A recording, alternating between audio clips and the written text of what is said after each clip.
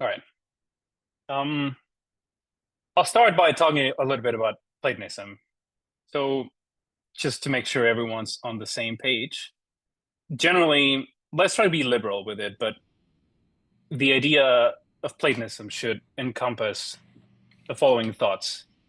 One is that mathematical objects exist in a way that transcends the physical world, that mathematical statements have a definite truth value, and that mathematics consists in discovering and understanding the laws of these objects rather than creating them. So this is what Platonism will mean for today. And what I want to do is I'm going to talk a little bit about history. So unfortunately, I think in order to understand some modern ideas about Platonism, you have to be a little bit aware of mathematics and mathematical logic and things that have happened there.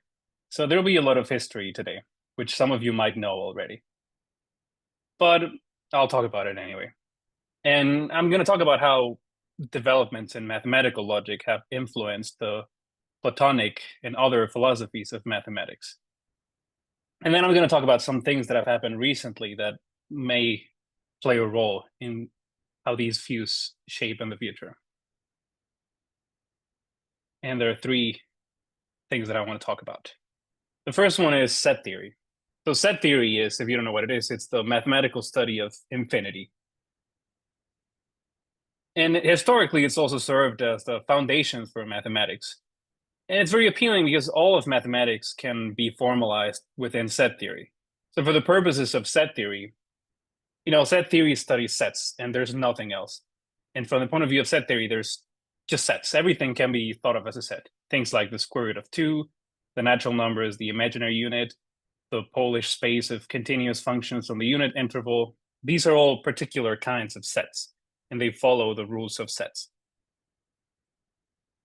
And usually it's studied through axiomatic systems. So you postulate a collection of axioms, and then you study the consequences of the axioms.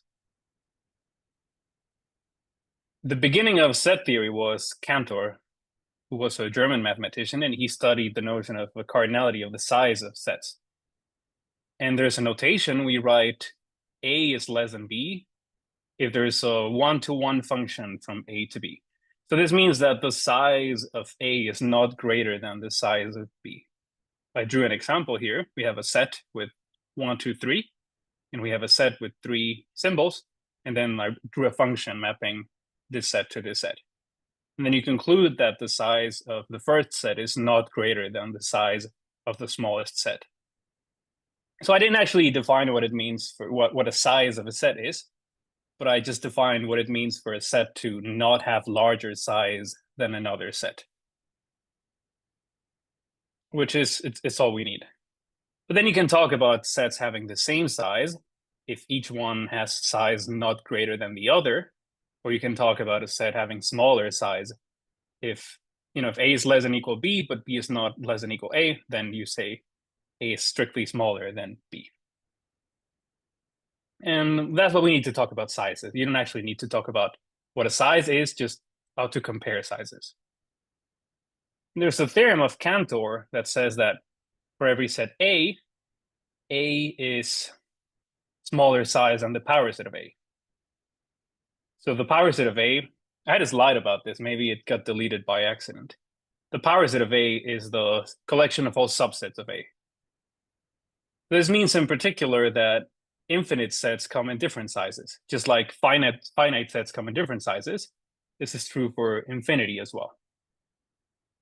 So there are different levels, different degrees of infinity. So I drew an example here.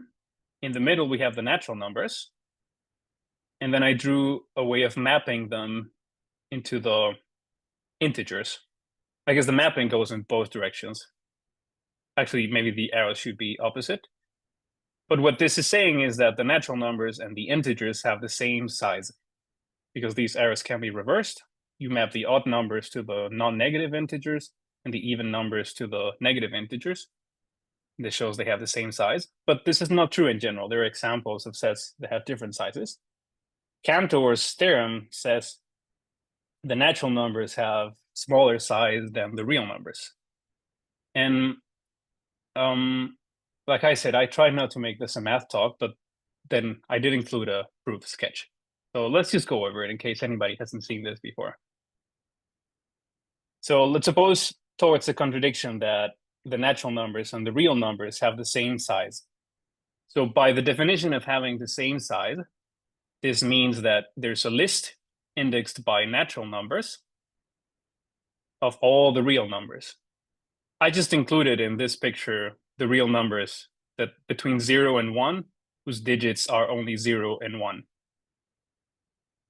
I guess if we're assuming that all the real numbers can be listed, then this means that all the real numbers with this property can be listed. It's a smaller list. But then what Cantor did was look at this list, and then you draw this diagonal. So take the first digit from the first number and flip it. Take the second digit from the second number and flip it. Take the third digit from the third number and flip it, and so on. The fourth digit from the fourth number, and you flip it. And what you end up is an infinite string of digits. This is a new real number. And it can't be equal to the first one because its first digit is different. It can't be different to the second one because the second digit is different. It can't be digit to the third one because the third digit is different, and so on. So it can't be on the list. And we had assumed that the list contained every real number, and we showed that there was a contradiction. So this means that it was false, that this list couldn't have existed in the first place. And that's Cantor's argument that there are more real numbers than natural numbers. So this is Cantor's theorem.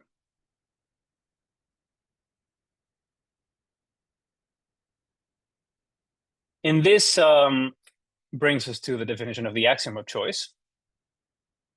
So the axiom of choice, you might have heard about it, and you might have heard about it in a different way. But this is an equivalent way of stating the axiom of choice.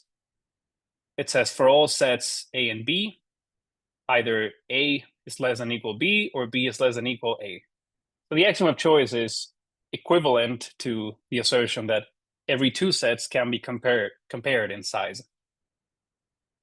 It's equivalent to the axiom of choice, and we can take it as a definition, which is, it's an intuitive notion. If you have two finite things, one of them is not larger size than the other. And the axiom of choice says this extends to infinity. But historically, it's been controversial because, well, one of the reasons is that it says that there's a function witnessing this inequality or one witnessing this other inequality, but the axiom doesn't say anything about what the function is or how to construct it. And historically, this made people uneasy because, it says there are things that exist, but you don't know why or what they are.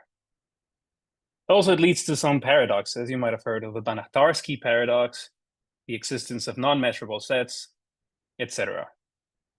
But on the other hand, it's very useful for mathematics. It's used in analysis and algebra all the time. So it has useful consequences. And nowadays, it's not really that controversial. People use it without feeling guilty. So something under the axiom of choice is that infinities are ordered in what's called a well order. And they are denoted with this symbol. This is the letter Aleph. And you just have an index. Aleph 0 is the smallest infinity. Aleph 1 is the next one, and so on. And alpha, the index, could be a transfinite number. These are called cardinal numbers. And these are what measure the sizes of infinite sets. I had a slide about this that I guess disappeared, but I give a list of what are usually considered the axioms of set theory, the Zermelo-Fraenkel axioms, which are called ZFC. And the axiom of choice is one of them. But there are other axioms. One is the axiom of power set that says for every set A, the power set of A exists. And there's also the axiom of empty set, which says that the empty set exists. There's a set that has no elements.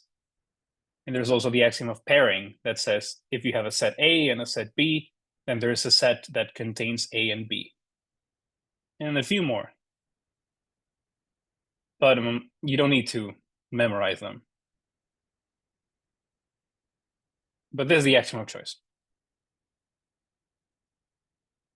So there's a question, it's called the continuum hypothesis. It was postulated by Cantor.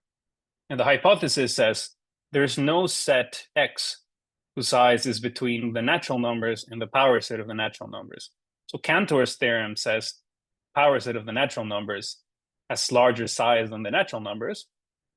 And the first question you would ask after learning this is whether there's something in between. And the continuum hypothesis says there isn't. So I wrote some facts here. Actually, the natural numbers, you can show they have the smallest possible size of every infinity. This is assuming the axiom of choice. So every infinity is larger than the natural numbers or equal. And the real numbers, I showed that these were bigger. Actually, they have the same size as the power set of the natural numbers, which can be written as 2 to the aleph 0. There's a meaningful notion of exponentiation for cardinal numbers, and you get this equality. So the continuum hypothesis has this arithmetical statement that says 2 to the aleph 0 is aleph 1. Can I ask a question about this? Yes. This sounds quite counterintuitive for me. So I know the nature number is infinite, but I just imagine a finite case that then the power set of the source set is finite, and you cut half of them, and you can find something in between. And when you extend to infinite size, does it mean even if you cut the power set of natural number into half, you can still find a map between them? Yeah. So infinity behaves in a counterintuitive way sometimes. It's true. Also, this will be false for finite things. 2 to the n is not equal to n plus 1. I guess maybe if n is equal to 1, it is. Or if it's equal to 0. But for infinities, this could be. And it is true. So actually, this picture that I drew, it's kind of this situation where you take the integers, and if you cut them in half and you stick with the positive numbers, this has the same size as all of the integers. That's what this picture was showing. Do we So, have a algebra for infinite size? Like, can we define like n over any finite number is still equal to n, then everything follows the algebra? well, you need to, there's not a natural notion of, or intuitive notion of division for these numbers. So you can define sum and product. So what is the sum? The sum of two cardinals would be two sizes would be the size of the union of the two things. And product comes from the Cartesian product. And you can make sense of exponentiation, and it comes from looking at functions from one set to another. But it coincides with power set when the base is 2. But division is not something that has an intuitive definition in this context. Okay. Thank you. But Can I? Yeah. I just want to say that you can define other operations like addition and multiplication, but it also behaves in a way that might be counterintuitive if you're used to natural numbers. For example, this example here shows that often an infinity times 2 is equal to itself. This is also false for finite sizes, but for infinite sizes, if you multiply by 2, you get the same thing. So there are rules to this, but they are counterintuitive if you're used to finite arithmetic. There was another question. Yeah, I thought there's also this notion of uncountable infinity, which is what the real number set was, because it includes irrational numbers, or... Yes. Okay. So countable means having the same size as the natural numbers, and uncountable means not countable. So the real numbers are uncountable, but there are other kinds of uncountable.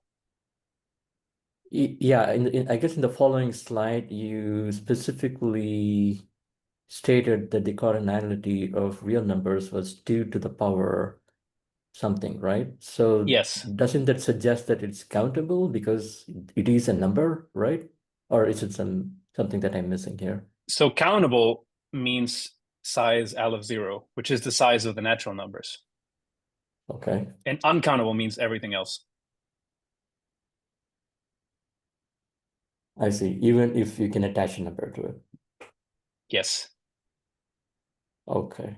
Countable means, I mean, it's a matter of semantics, but countable means countable by natural numbers. Oh, got it. Thank you. Yeah.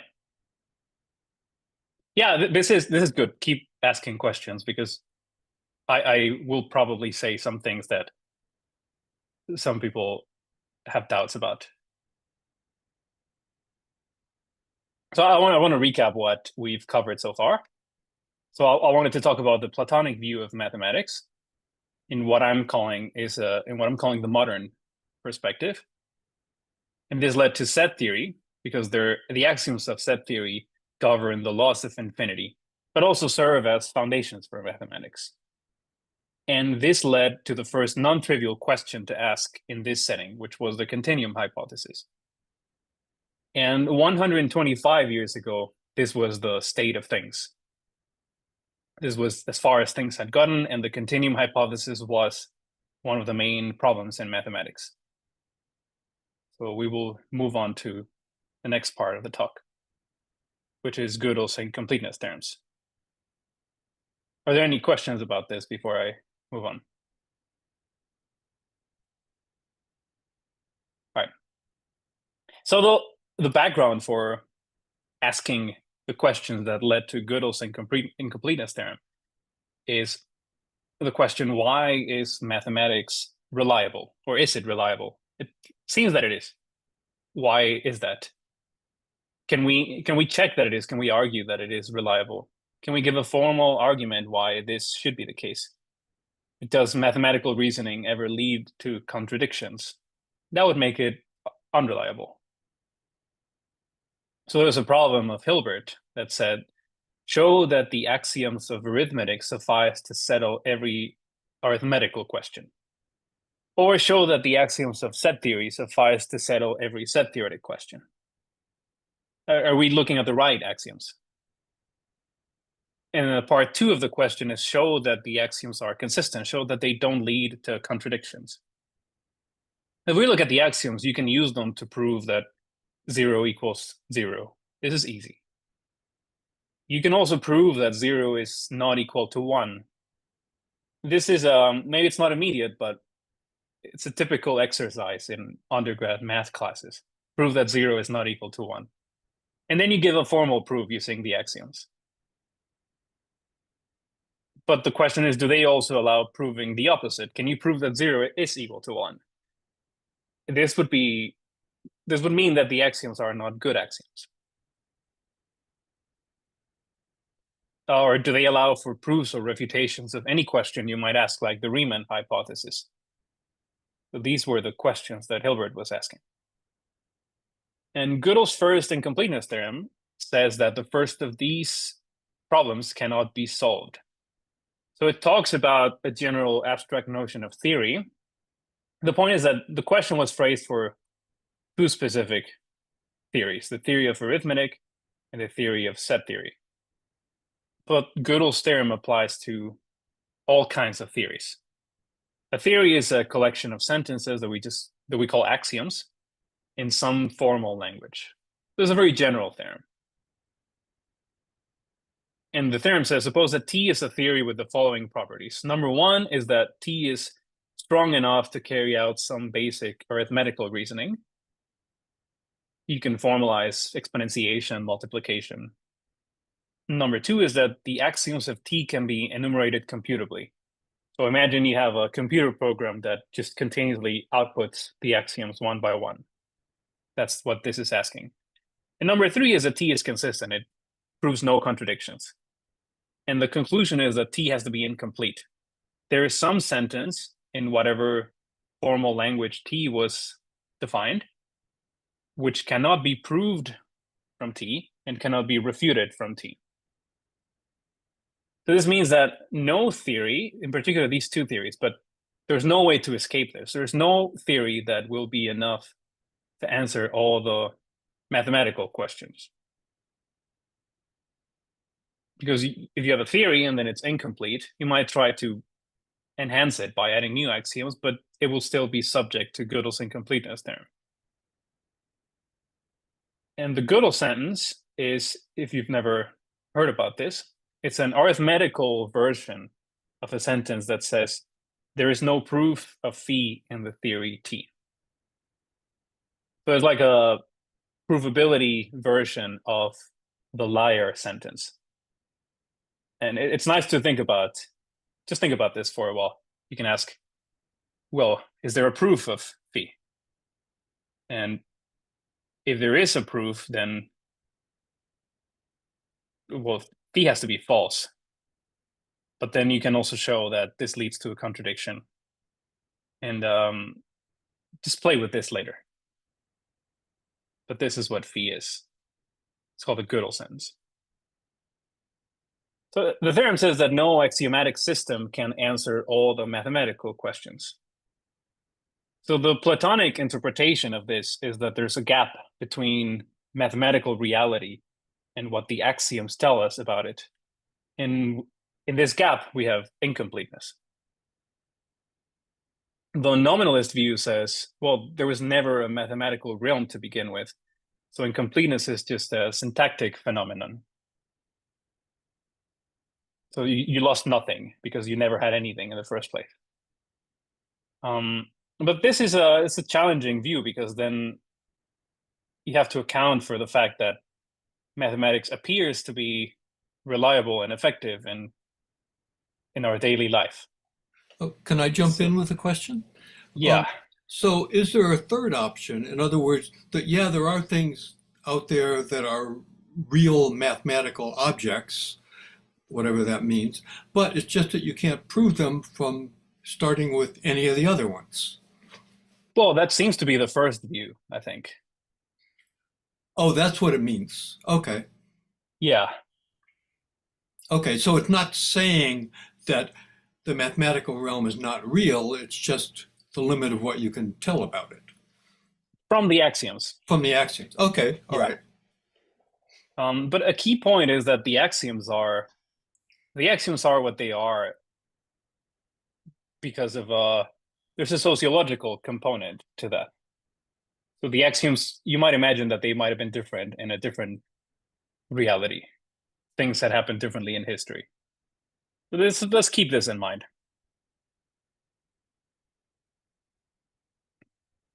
So yeah, if you want to adopt the nominalist view, then I think this is a big challenge that I don't know how to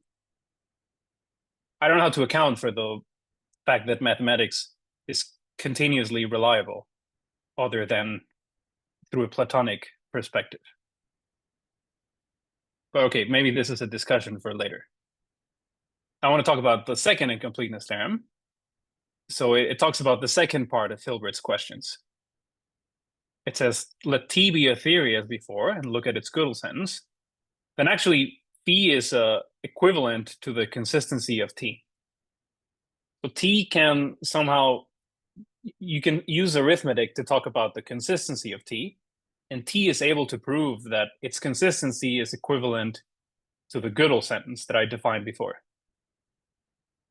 So the sentence phi that says there is no proof of phi. And as a consequence of this, T cannot prove its own consistency. So the assumption was that T was a consistent theory, and then the conclusion was that T cannot prove its own consistency. That means that T proves its own consistency if and only if it is inconsistent. So that was the second theorem. Then came the continuum hypothesis again. Some years later, Gödel showed that the axioms of set theory cannot be used to refute the continuum hypothesis. And then Cohen said that the axioms cannot be used to prove the continuum hypothesis. So ZFC, these were the axioms of set theory. They do not settle the continuum hypothesis. It's independent. I'll talk more about this, but I just wanted to share some papers with you. These are some examples that I like about. This was 1963. This was kind of one of the first examples of undecidable problems from the axioms. But nowadays we have many examples of problems that cannot be solved from the axioms. And these are some that I like in particular. So Hilbert's 10th problem calls for an algorithm to decide whether an integer equation has solutions. And then they showed that this algorithm doesn't exist. Then there's this paper that I like about learnability. So they came up with an instance of a learning problem that they showed is actually equivalent to the continuum hypothesis, and therefore it's undecidable. Very interesting situation. And I'm also mentioning this example from general relativity. So what these people did is they considered the problem of observables. So an observable is a quantity that you can measure with an experiment that gives you an answer that does not depend on your reference frame. So is there a test? Suppose you have a bunch of candidate geometries for space-time, and you're living in one of them. And you want to run an experiment that tells you in which of these timelines, in which of these space-times you're living, but you don't want the answer of the experiment to depend on the reference frame.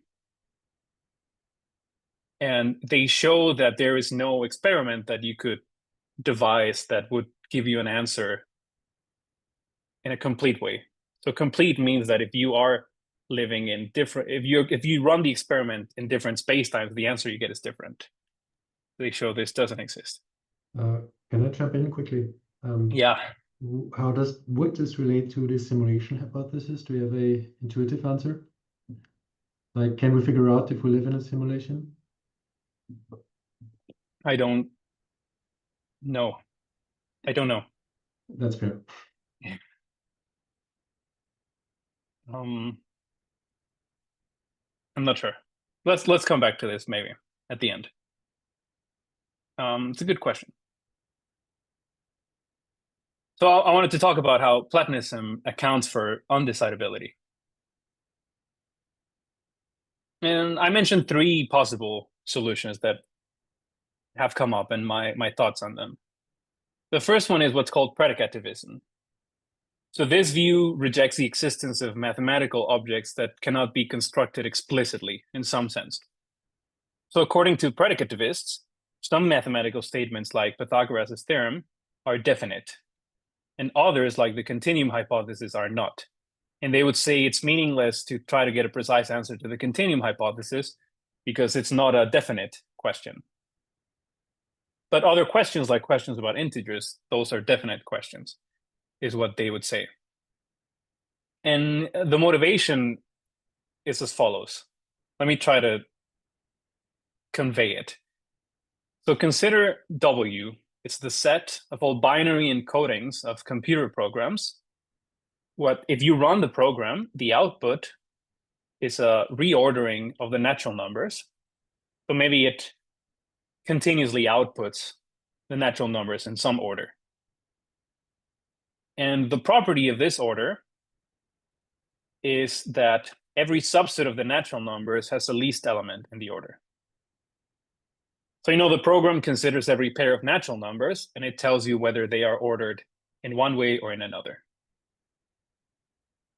So this W has a definition of the form. It's the set of all the codes, all the binary strings of the source code, with the property that for every set of natural numbers, something happens. And this something means that every subset has a least element. So this subset has a least element in the ordering.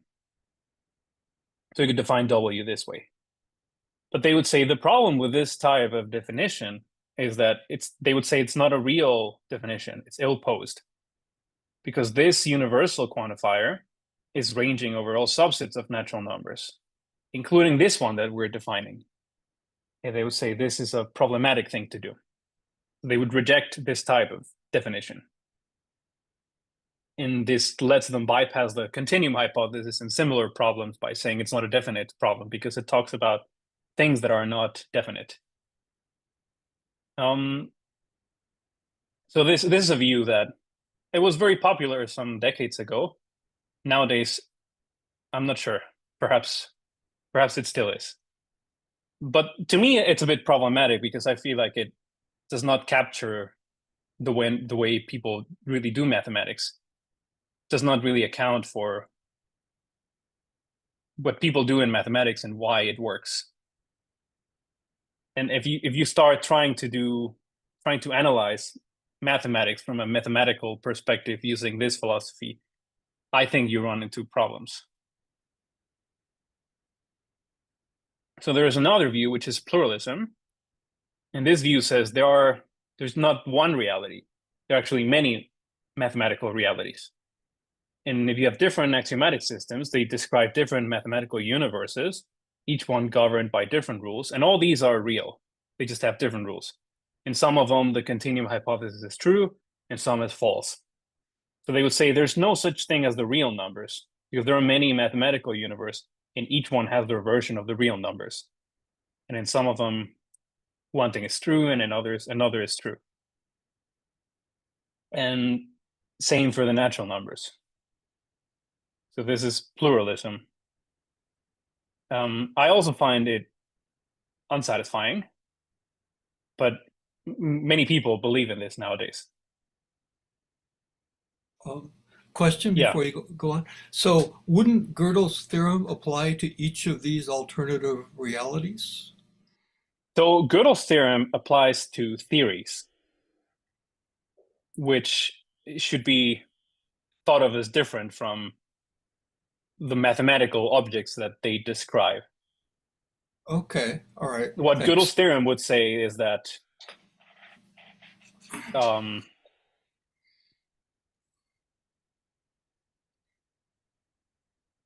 well, you could see why this is a conclusion that you would reach from Gödel's theorem, because you would have the axioms they don't tell you what reality is. So maybe if you extend the axioms in different ways, you get different descriptions of different realities. Yeah, so this doesn't solve the problem. Right. And then there's what I'm going to call realism today. I guess these are also the others are also kind of realism, but this seems more real to me, more like a hyper kind of realism, like an ultra Platonism that says there's one single mathematical universe and it obeys a very specific set of laws, but the axioms only give a partial picture of what these are. And our task is to identify further axioms which enhance this picture. And to me, this seems more compelling because I find it hard to believe that when I talk about the real numbers, I'm talking about all these different structures. I think I'm talking about something called the real numbers, and then I'm just trying to describe them. That's what I think. So, well, how would you do this? You would use the scientific method. So you identify candidate axioms. The axioms give you some predictions. You test them by doing mathematics, and then you see if they hold up.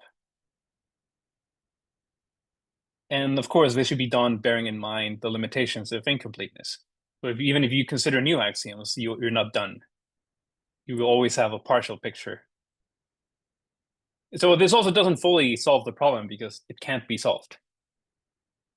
But to me, this seems to be the only viable incarnation of mathematical Platonism.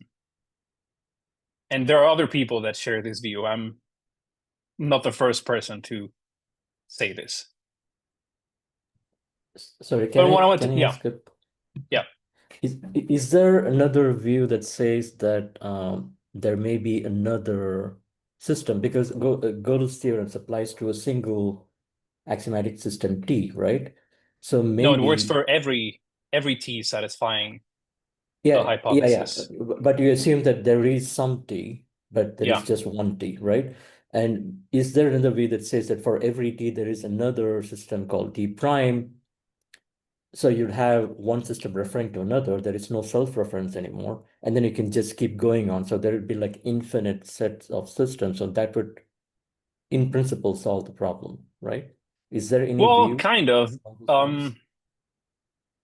I think it would mitigate it, but it feels like you're never done, because even if you take more axioms, then incompleteness kicks in.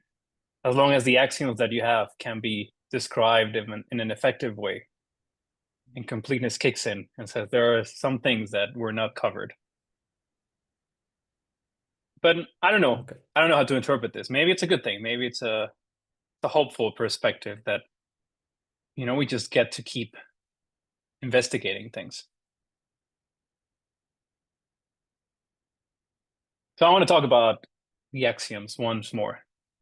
So let's suppose for now that this is the way to go, and we want to find new axioms.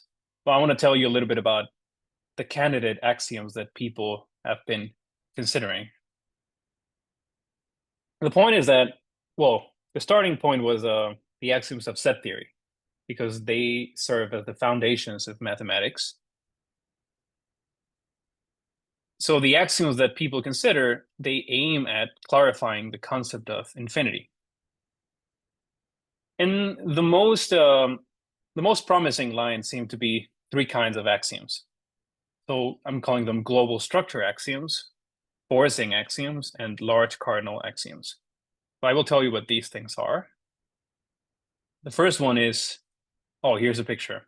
So there's a picture of the mathematical universe. It's called V. It's a cumulative hierarchy. So in this picture, sets are ordered by size. As you go up, sets are larger. So the higher you go, the larger they become, and the more things of that size there are. Here are the natural numbers. There are not that many things of that size. Then you have the real numbers. There are more things of that size.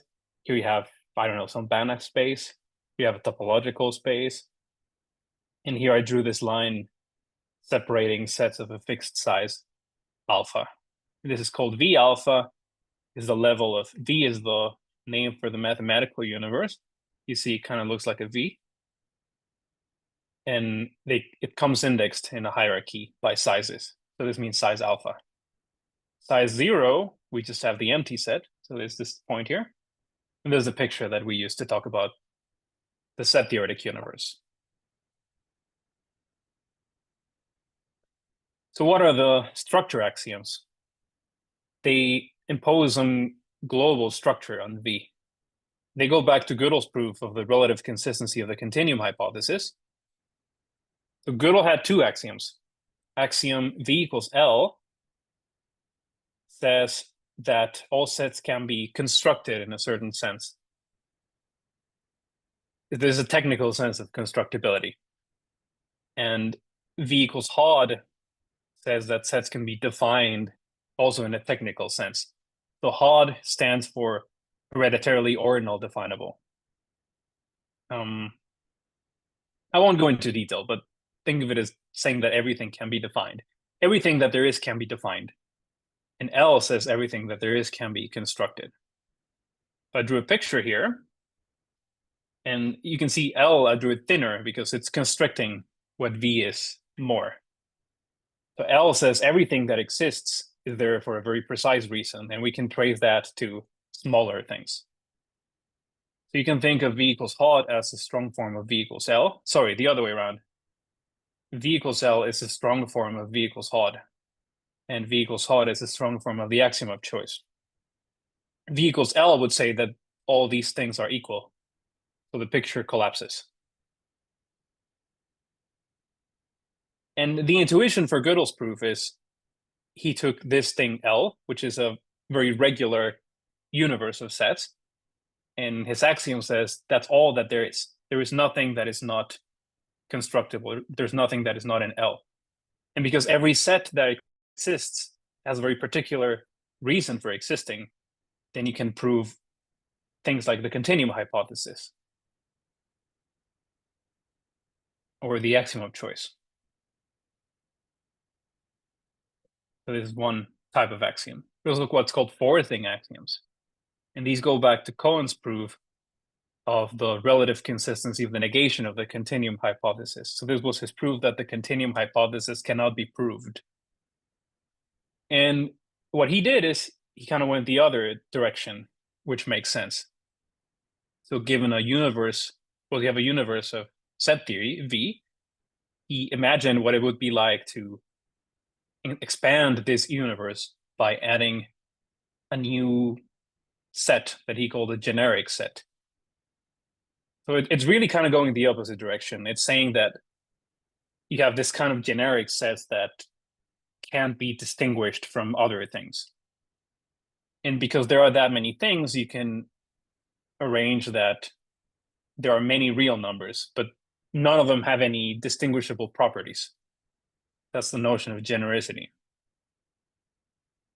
So forcing axioms, what they say is that if you look at the set theoretic universe, it looks as though you had done the Cohen process many times.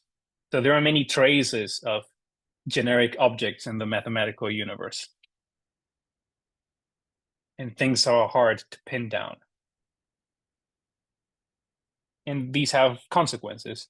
So all these things have consequences for mathematics. Many questions that could not have been solved without them, they can be solved now.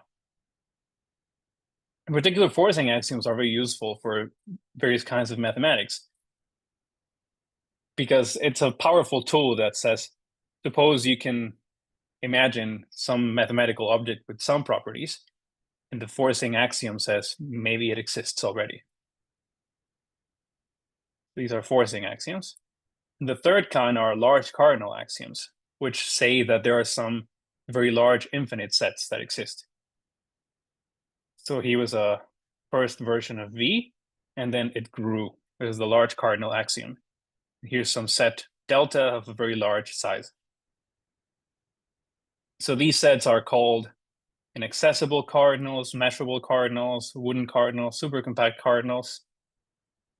And large, so what does large mean? It could be that it's just closed under more kinds of operations like power sets, limits of sequences, or a set could be large because it resembles many smaller sets. So what's the picture? How do you tell that something is large? Well, one way of saying that something is large is saying that, any kind of description you would try to give of this set, it's not a real description because you are also inadvertently describing smaller things. So as you go up in the hierarchy of sets, at some point you just run out of descriptions for things because there are so many things. And the way this manifests is in the large set resembling smaller sets. And this resemblance comes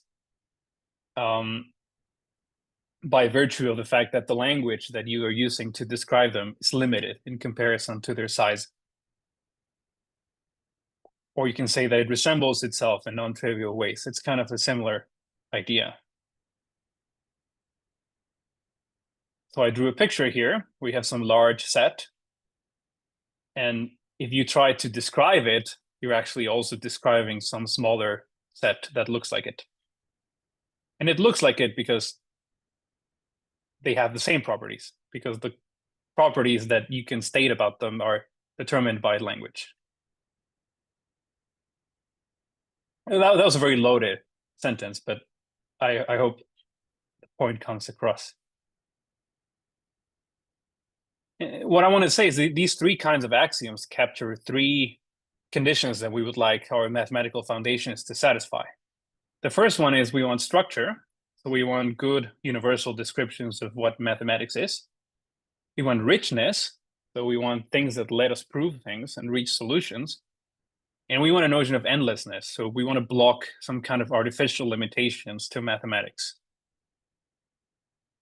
But the problem, okay, so I drew a picture with everything here. So this is V. And here's HOD. It's a smaller model. It's saying there are not that many things of each size. The forcing axioms go the other way around, saying there are many, many things. And large cardinal axioms say there are just more sizes of things for there to be. There's three ways you could extend your picture of the mathematical universe.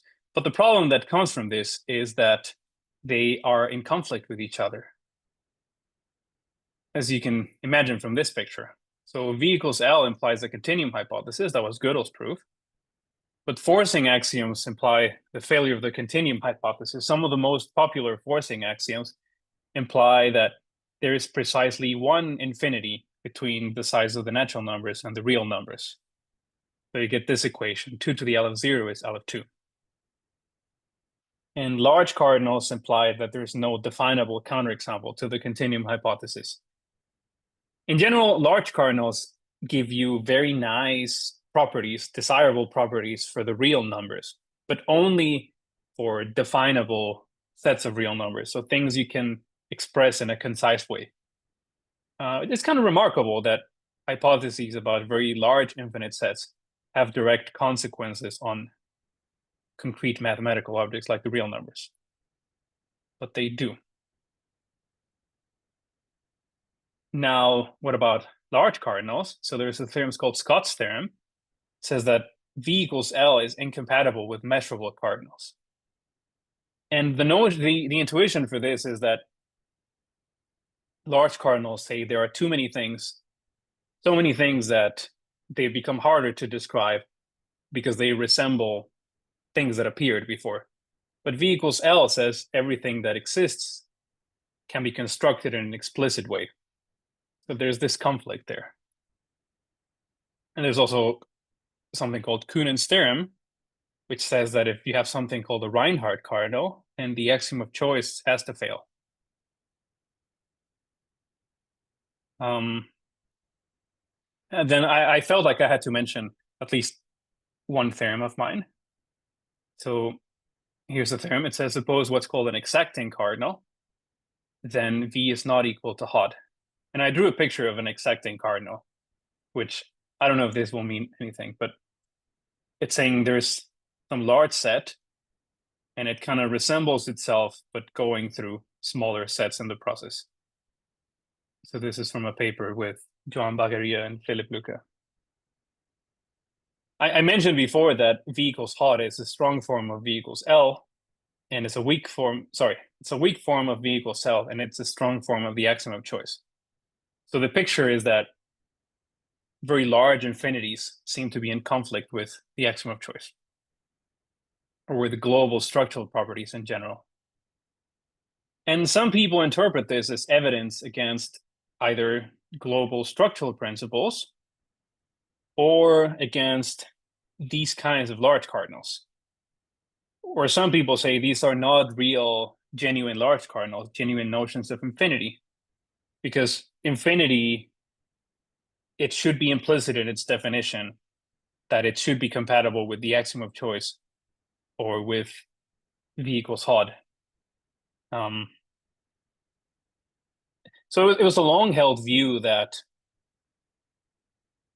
most Platonists believe that V is not equal to L, because they believe that measurable cardinals are real. But then they also believe in the axiom of choice, so they reject Reinhardt cardinals. So it's a delicate balance, I think. On the other hand, it seems that this is the first kind of large cardinal that is compatible with the axiom of choice, but which implies that the universe does not consist of definable things. It paints a picture. Well, there's a picture later.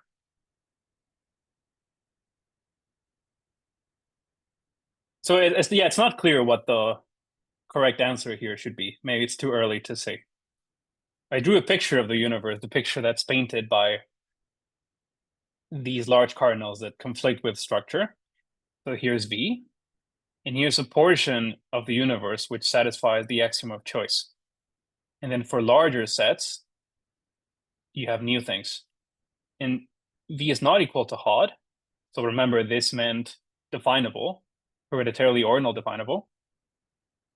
So these large cardinals mean that, in a way, most mathematical objects cannot be defined. Kind of like in the physical world, where it seems that most matter cannot be seen. and L is tiny in comparison. So what is the summary and the future? We know that the standard collection of axioms for mathematics, the Zermelo-Fraenkel axioms, are incomplete. And the true Platonic view, what I'm calling the true Platonic view, suggests that we should find new axioms to extend this collection. This is not my idea. This is other people had this idea before. A promising avenue is to consider notions of large infinity, which are motivated by this hierarchical conception of set, to unravel this notion of infinity. But another promising avenue is to look at principles asserting that there's some global regularity to the mathematical universe. But there's a trade-off here. So on the one side, you need to we need to determine what the nature of infinity is, and which principles concerning infinity are legitimate principles, and also which principles concerning regularity are legitimate principles. And I argue that these two lines of research conflict with each other. So what is this argument? Well, it's the fact that these are genuine regularity principles, and these are genuine principles concerning infinity. So, if this is the case, then what is the situation? Have we overestimated infinity? Have we flown too close to the sun? Or maybe orderliness in mathematics is too good to be true? It seems that we might be treading on one of these two paths, but I would say it's too early to say. So I will end here and open the time for discussion. So I've got a question to make sure I'm understanding what's at stake here.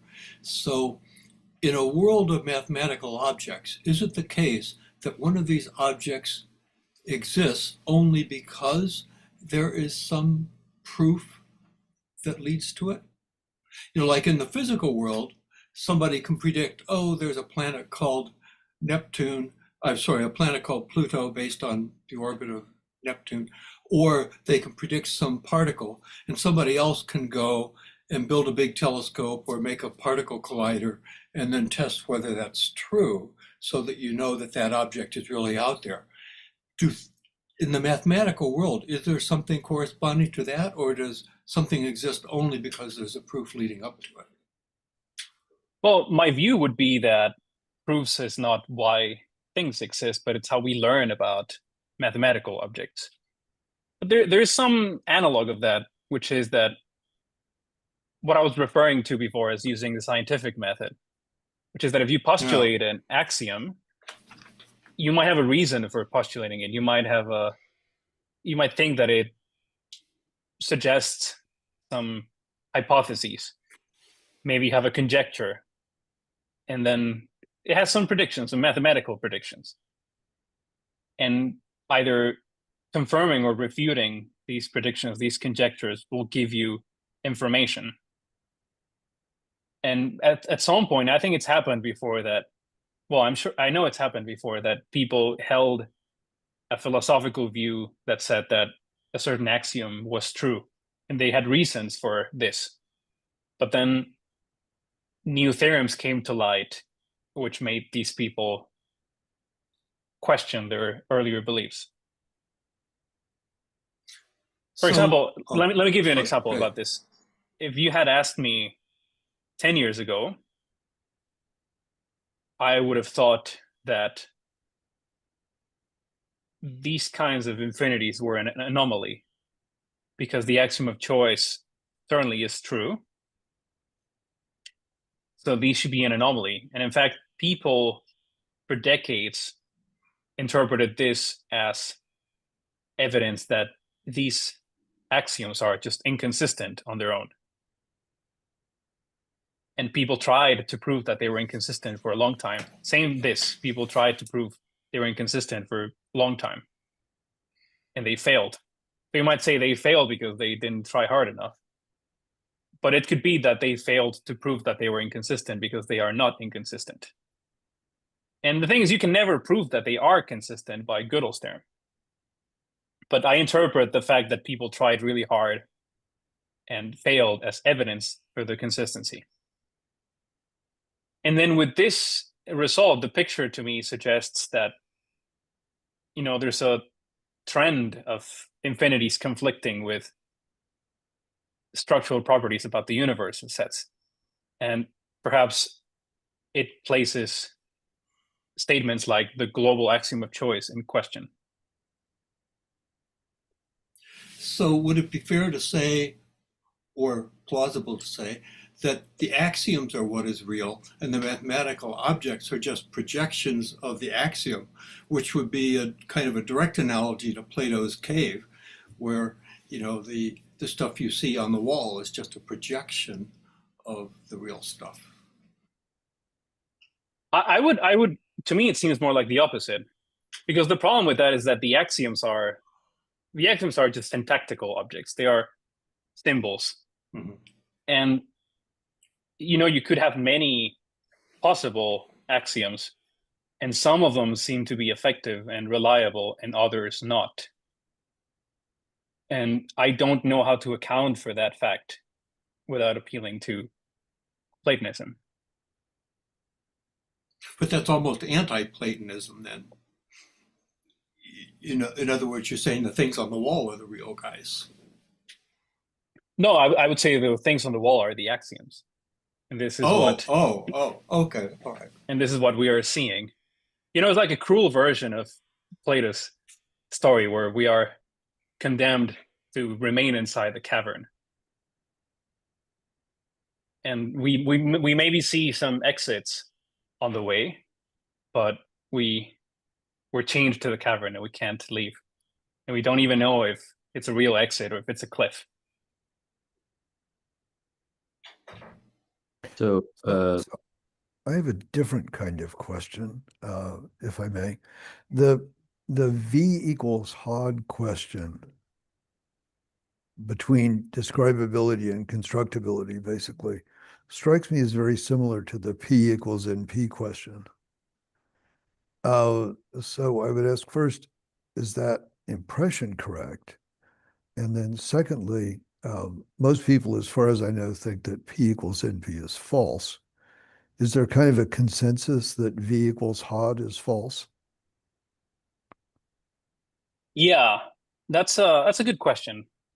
So constructibility and definability have a technical meaning that I purposely did not give. There are some analogs of P versus NP that happen in the world of infinity, but I don't think that this is one of them. I mean, there is some faint analogy, right? Because L consists of the things that you can understand completely. You know why they are there, and you can trace them to. So like they can be constructed from simpler things iteratively. And Hod doesn't quite say why things are there, but it says that things can be defined. So it's a bit different in principle. So I think there's a consensus between Platonists that V equals L is false. Perhaps not everybody agrees with this, but I think that the majority of people do. And the arguments for this come back to the fact that cardinals, like measurable cardinals, just have very intuitive, desirable, and natural consequences for the set of real numbers. And this seems very hard to ignore. So people interpret this as evidence, strong evidence against V equals L. For V equals Hod, the situation is very different. I would think that there's a chance that most Platonists believe V is equal to Hod for reasons that are hard to convey in a short amount of time. Okay. So I'm not won't so ask sure you to about this. convey I them then. think that I'm a bit more skeptical about it, but I think it's early to say for me whether I believe that they are equal or not. Okay. Can I ask a question related to physics? Yes. So I think there are at least two kind of perspective from physicists on mathematics. One is quite weak. It's saying what physically can happen should be mathematically possible. And another is very strong. It says anything that is mathematically possible will happen physically. So in terms of the contradictory and some self-reference contradictory, there was an approach that introduced time into those self-referential sentence. So unfold this infinite contradictory and somehow, at least superficially, eliminate the contradiction. So I just wonder, is it really eliminate the contradiction, or it just looks like it eliminated? I think something I say about mathematics is you don't get things for free. So often it looks like you got rid of a problem, but really you just pushed it around somewhere else. So probably the issue of incompleteness was just moved around to something that manifests itself in a different way. So there's no people in physicists physical mathematical field seriously study this idea, because I Well, saw I wanted to say that this notion of pluralism kind of sounds like the thing you were saying, that it comes from a similar motivation of, everything that is consistent exists in a certain way. But it kind of goes, it asserts this in a stronger way. It's not only saying that every mathematical situation that is consistent exists, but it's also saying that they are all equally valid and real. So there's no preferred notion of real numbers. If you ask a question about the real numbers, it doesn't mean anything by itself without specifying which real numbers you're talking about. So it's somewhat of a very extreme version of that. Whereas the realism view, or what I'm calling, they're all realism probably. Let's call this the ultra Platonism view would say these objects exist, but they are not the real numbers. There's only one of those. This thing you said also bears some resemblance to the forcing axiom perspective, which says that the universe should have as many things as it can. Not quite the same, but I'm not sure if I answered your question. I'm not sure either, but yeah, thank you. Could I ask a question? I'm not sure it's super tightly connected to what you just said, but I would just like to get your opinion. Could you talk a little bit about the notion of explanation in mathematics? That is, what does it mean to explain? So let's say you have some particular, maybe surprising, fact that exists in some system, and then what is your notion of providing a satisfactory explanation for it? And which I'm of course contrasting with how we do it in biology and physics and so on. Yeah, that's I like that question because it comes up from time to time. Because the purely mathematical answer to this would be you give a proof, and the proof is the explanation. And there can be no more complete explanation than the proof. But some people disagree with this. Some people would say the proof is just the reason why you believe in it, but it doesn't really explain what it is that you're doing. So people often have arguments about what an explanation should be in mathematics, because I don't know how this might be a sociological thing as well, or might be even a personality thing. But some people, when they talk about mathematics, they give an explanation for things, and then they give the proof. And the explanation is the important thing, and the proof is a formal exercise. But other people give an explanation, and then they find this like a partial answer, and they're waiting for the proof because that's the real explanation. And anything else you could give is just informal discussion.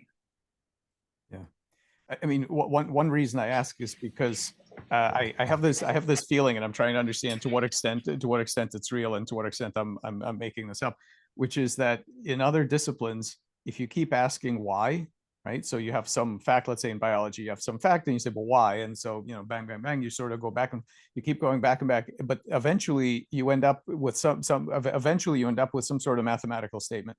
And then what I'm trying to understand is that then there's an asymmetry, which is then you can stop because it doesn't, there is no, as you just said, there is no deeper thing than you know, some sort of proof that connects it to other things sort of laterally, and that's the end of that. Or is there some symmetry where you know, math isn't the backstop to everything else?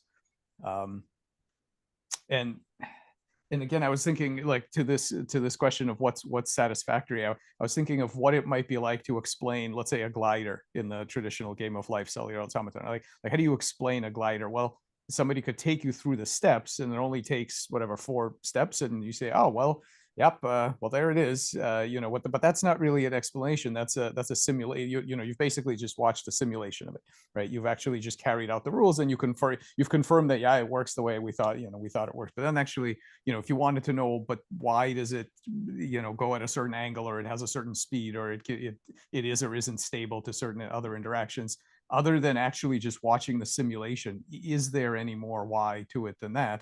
And what are we looking for, you know, when we want a deeper explanation than just the kind of like, to me, it sounds like what the theorems do is they just kind of show you the necessity of how it works, and that's the end of that. Yeah, I think I find myself doing exactly this thing that you mentioned. Often you're having a discussion about mathematics with somebody, and then somebody states something, and then you ask why, and then they say more. And if you keep asking why, eventually it comes down to, here's the proof. And to me, this seems like this is as far as you can go, because this is something you can't question, because the proof is it's a formal sequence of symbols that each one follows from the previous ones. And to me, this seems like this is as far as it goes. But there are people that disagree. There are people that say, well, that's the proof, but I still don't understand why. And then they ask, why is this the proof? Why is it not differently? Why is this the step in the proof, and why did you not do this other step instead? What would break down in the proof if you changed it? This is something that people ask. Could it be analogous to this issue of going in the sciences, going downwards instead of upwards? In other words, if you have some interesting biological phenomenon, you could drill down, and eventually the answer is, well, because of chemistry, and then, well, because of particles and quantum foam, and I don't know what the hell is underneath that, but right, and but you lose a certain amount of insight that you sometimes gain by going in the opposite direction. You know, you might say, oh, because in the ecological whatever, or in the evolutionary whatever, so it goes up instead of down. Is there in math a notion of that instead of drilling down to the proof that is sort of like the, you know, the lowest level explanation, could you come back and ask for some sort of larger scale insight about what is important, interesting, or fruitful about this fact, as opposed to trying to, you know, nail it with a proof? Is that a reasonable analogy? I think it is. I think you're right. If somebody asks about photosynthesis and you start talking about quarks to explain the situation, they will not be happy with the explanation. And I think you would probably, I think you're right. If you go to the extreme case where, you know, there's a famous instance of called the 4-color theorem, where I think what the proof boiled down was at some point they just had like an enormous amount of cases to check. And then they just got a computer to check all the cases. And the computer said, this works. And then nobody would consider this an explanation of why it works. I guess they would be convinced that it works, but nobody would say it's been explained. I mean, that's very interesting, right? Because the analogy on the biology side is big data. So in biology, you know, people act as if well, we're just going to measure every damn thing. We're going to get a list of all the you know, the molecules and the transcripts and everything else, and like that's it. I mean, what else could you possibly want? But typically you stand back from it, you say, well, what did we just learn? Like this is not explaining anything. So that seems to be analogous. Yeah, I think the notion of explanation necessarily relates to you as well. So somehow the information has to be something that you can use. That means that the explanation need to be cause and effect, some sort of mechanical cause and effect. Otherwise, it's not satisfying. You mean like a dialogue, or what do you mean? In the case of you will give me all the possible possible scenarios, and I prove that in all possible scenarios, that's not going to be happen. But you're saying that's not an explanation. It's not satisfied explanation. Is that because that what you expect is a cause and effect explanation, or just because we don't define as that kind of set of scenarios as explanation? Yeah, I'm not sure, but I think there's a personality component to it. There's certainly in math, people consider different things to be valid explanations. I've had disagreements with co-authors because sometimes maybe I just write the proof and I think this is the explanation. But then the other person says, no, that's not an explanation. Let me explain it. And then they give an explanation. But then I complain because I think, oh, this is too imprecise.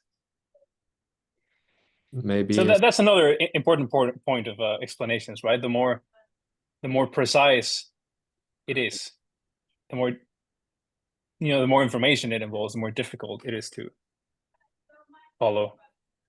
maybe it's related to compressibility.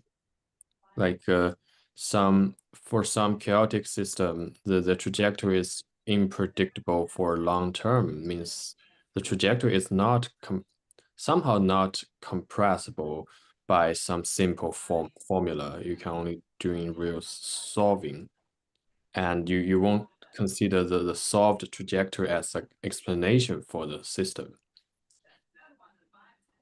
That's a very interesting point. I never thought about that, but I think you're right. Because now that I think about it, the proofs where I would typically think that the proof itself is the explanation are proofs that have a high, let's call it Kolmogorov complexity, where it's hard to convey the idea with fewer words. Whereas there are other proofs where the idea is super simple, but the proof itself maybe has a lot of details that don't really give you that much insight. And then maybe just a small summary would be a better explanation. I remember there's some mail communication between von Neumann and maybe Golda about explanation and program itself. So it eventually turns out it's wrong, but I think it's a good interesting to talk about. So I don't know. Maybe it's von Neumann said there's a theorem or something says when something is complex enough, its explanation will be more complex than the system itself. So it's like if you have a real neural network, in order to explain the neural network for every detail, you will have something that's more complex than the original neural network. Yeah, or a large language model. Yeah. I think it's called the law of requisite variety. The law of what? Sorry. The law of a requisite variety. I think it's something in cybernetics. It says the controller must be at least as big as the thing that it controls, or as complex as it controls. Interesting. By the way, there's a question in the chat by Tony Hammett Irvine, or Yes. I'm not sure if Irvine is your name or you are located in Irvine. No, it's Tawny Hammett Irvine. Okay. So how many different sizes of infinity are there? So this is it's a good question. There is one of the axioms that I was on the slide that I must have erased by accident. It roughly says that the number of sizes is as large as the whole universe of sets. So if you have a fixed set with a fixed size, there are more infinities than that. Sorry, can you repeat that? Yeah, so consider any set. Okay. It has some size. There are Yes. more infinities than that. Interesting. So it's my initial question came derived from this notion of infinity, and then you had discussed the notion of small and large sets. And then coming back to this discussion of explanation of how Mike had said maybe we look down instead of up, it does seem that this question can be tangential in a way. We're trying to describe or explain something, but there is a different size of infinity to the initial equation. So how do you, is it 0 equals 1 or it does not equal 1, or they're both at the same time? So it also is a construct of what does this fit into, this pluralism or this realism? And my understanding is that you are more on this realism notion. Is that correct? Yeah. So I think when I was preparing the slides, I was trying not to give away my beliefs, but I think I failed. No, go for it. But I think this was one of the axioms of set theory, one of the classical axioms of set theory, that there are, it's not stated precisely, but you can derive it from the axioms that there are too many infinities. So if you have any set, every set has a size, that is not how many infinities there are. There are more than that. What do you mean too many infinities? So let me go back to here. So here are some infinities. Is that notion inconsistent in itself? Well, you can never prove formally that something is not inconsistent by Gödel's theorem, but it seems that it is consistent.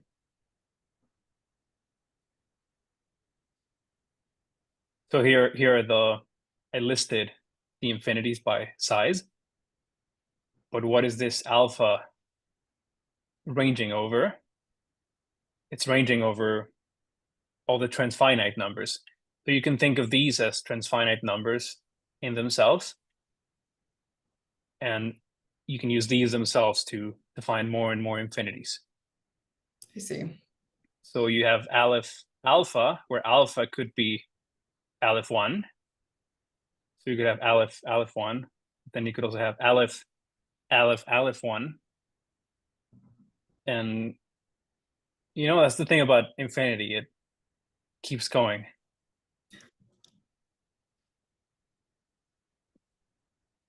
Interesting. Thank you. Do we have time for one more question? Or... Yeah. Sure, Um, yeah, go for it. Yeah, so I was just thinking about this, mappings between, set theory and biology. So would it be fair to say that the current state of biology, or maybe other disciplines as well, is that we have a large catalog of facts, which means that, we have a large number of things that we know how to define. So it would be the hard set. But then there is also this emerging field of theoretical biology, which has a small subset L, where it tries to say how some of these things that we are able to define is also generated, use some sort of generated theory that basically says how those things are defined. So would it be, is this a fair comparison? And would it be fair to say that one of the hopes of theoretical biology is to make the heart of biology equal to L, where everything that we can define can also be generated through some sort of compressed theory or set of axioms of biology or something like that?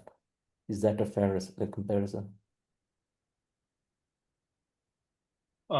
Maybe Michael has some thoughts about this. Yeah, it's interesting. I'm thinking about it. I mean, in biology, I guess you have roughly two kinds of constituents. You have people who they want theories that will work to help them make stuff. So engineers, regenerative medicine, that kind of thing. And then there are, sort of more theoretical people that want some kind of insight into, I don't know what life is, why evolution does what it does, like that kind of stuff, right? I don't know if you get to the same place, if you can get to both of those places with the same approach. I'm not sure. And it also begs the question of what might be this larger set, right? The generic set, things that are more than definable. What might it even mean in biology? Is there even such things as we can observe, but we cannot define in biology? I mean, No, life is maybe a reasonable example, right? We just had a paper where 55 people tried to define life, and most people thought they know it when they see it, but nobody really agreed very well on what exactly it is, right? So maybe that's the whole. Yeah. I think the concept of life or of living thing, it seems to transcend all the instances of living things that we know. So a nice analogy to this would go back to Yanbo's point about physics having this dichotomy about what you explained. So it occurred to me a specific example would be, first semester physics. So you have kinematics and dynamics. Well, kinematics really is just a set of descriptions. And so you have acceleration, velocity, you define all those things. And you could use the same terminology to define the changes of color of a flower when it blooms. Then dynamics, and kinematics will let a cannonball go this way and then make a 90-degree turn. Then where you actually learn some physics is in the dynamics. And where that is or where that comes from is the conservation laws. And so that's what's you conserve the momentum, you conserve the energy. And so now you get into telling you what our world actually does. So two questions would be, so for Santosh or Michael, is there something analogous to that? And then for Juan, is there anything like that in mathematics, something that constrains what could have been the case to something that really looks like what is the case? I mean, on our side, I think those are the things that look like behavior science or cognitive science. It looks at, like, if you want the meta, to me, it seems like if you want the meta principles of what the biology is doing, they end up sounding like the kinds of things we study in behavioral science. So you end up talking about goals and various valence and competencies and things like that, which again, like back to the previous point, it seems to go upwards instead of downwards, or I suppose you could turn the whole pyramid over and say behavior is the first rung, which I like that anyway. I think in mathematics, the analog of that would be things like kinematics or thermodynamics are things that people are doing in analysis or in geometry or in algebra. And then the version of the analog of the conservation laws, where the rules of motion are derived from, would be the axioms. So starting from the axioms, you could reach the rules of other parts of mathematics, but it seems that that's not the whole story. So if you just look at the axioms, you're not going to learn algebra or analysis. You somehow need to, you know, the two practices are, they teach you different things. You know, with regard By the to way, this, let me just yeah. mention a non sequitur. But I remember now, I intended to say something when I showed this slide, which is that I know that there are people here that are working on all kinds of things. And I would be very happy if we identify some kind of undecidable problem in some part of science that is not mathematics. So this would be a nice direction of research. I'm sure there are many problems that are waiting to be found to be unsolvable.